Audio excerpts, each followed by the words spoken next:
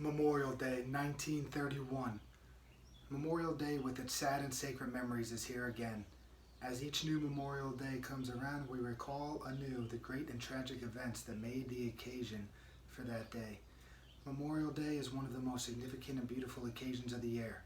It shows the sentiment of the people towards those who gave their lives for a good cause, and it teaches a lesson in patriotism which is without parallel. Memorial Day cannot be too tenderly revered by old and young, by those who participated in any of the nation's great struggles, or by those who simply know of it as history. Our country each year is paying a greater tribute of respect to the soldiers, living and dead, and it is a sincere hope that this rule will be explained still more in the years to come. There's a beautiful significance in the fact that 2 years after the close of the Civil War, the thoughtful women of Columbus, Mississippi, laid their offerings alike on the northern and southern graves. When all is said, this great nation has but one heart. This act of these thoughtful women inspired the famous lyric of Francis Miles Finch, "The Blue and the Gray." The ceremony of decorating the graves of the loved ones is almost as old as mankind itself. The Greeks and Romans had ceremonies in remembrance of their dead as well as the Druids. In France, they have this beautiful custom participated in by whole families. It was not until May 1868, however, that General John A. Logan, National Commander of the Grand Army of the Republic and one of the great leaders of the Civil War, issued an order to the Grand Army naming the 30th of May, 1868, for the quote, purpose of strewing with flowers or otherwise decorating graves of comrades who died in defense of their country during the Civil War. It was the purpose of General Logan to inaugurate this observance with the hope that it would be kept up from year to year while a survivor of that great conflict remains to honor the memory of the departed.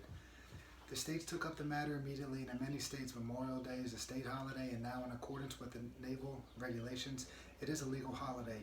In each year the President designates Memorial Day by a presidential proclamation. The youth of America should be taught through its schools the history and spirit of American institutions. Let these schools teach them this history and inspire them with this spirit. Teach the youth that it is the highest honor to say, "I am an American citizen." Let them hear the shot that was fired at Lexington, the shot that was heard around the world. Let them catch the pearls of the Liberty Bell and the spirit of Independence Day. Let them know of Lincoln's Gettysburg Address, of the victories for the preservation of the Union. Let them hear again of the shining and glorious victories of Dewey at Manila, of Sampson and Schley at Santiago, of Shafter, Wood, and Roosevelt in 1898, and of Pershing's massive force in France, and of glorious victories so that democracies might live. A famous speaker said a few years back, "I have only one sentiment for soldiers, cheers for the living and tears for the dead." We recall with pride and gratitude how our citizens responded to the call in 1917. With a swiftness that was unheard of, they sprang to arms. The flower of American youth was there. They came from schools, colleges, from offices, factories, and the farm. They became history's graduates in their defense of human rights and our free institutions. 5 million of them now study veterans of the World War and truly typifying American spirit.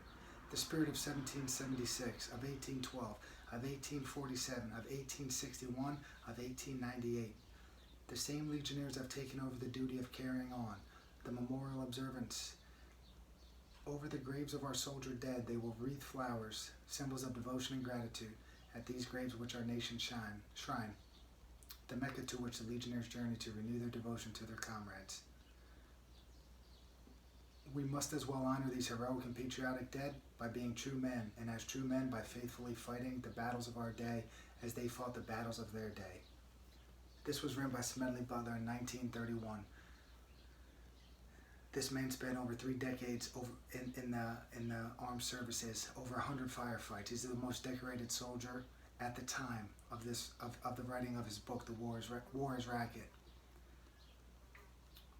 There's 2 things that really stood out when I read this.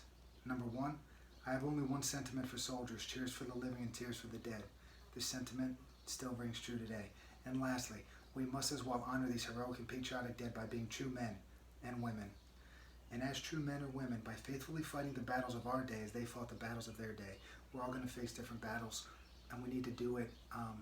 We need to do this thing in the most courageous and patriotic and brave way possible. It is our duty to those that have fought for our freedom and have fought for our liberty. it's on us to kind of carry out what they fought for. Hope you guys like this one. Peace, everybody.